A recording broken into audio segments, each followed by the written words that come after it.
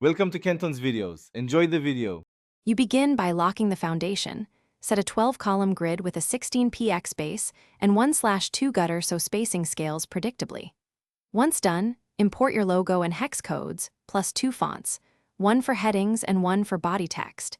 That ensures typographic hierarchy.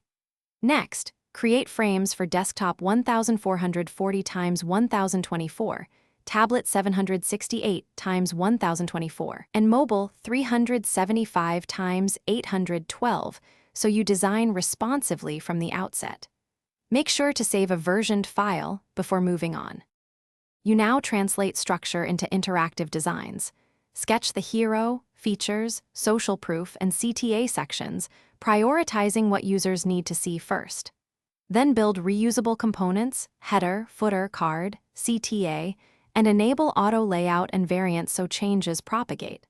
Once components exist, apply constraints to pin elements for responsive behavior and import images at 16:9 or 3:2 ratios to preserve composition. Make sure to prototype simple interactions, and you finish by polishing spacing, improving color contrast, refining microcopy, and adding hover and focus states so the page feels alive. Once polished, export SVG icons and 2x PNG images and generate CSS snippets from Figma Inspect for developers. Before handing off, run the prototype, click every link, and test breakpoints. If something breaks, like overflow or broken prototype links, inspect layers. Check constraints and reflow the auto layout.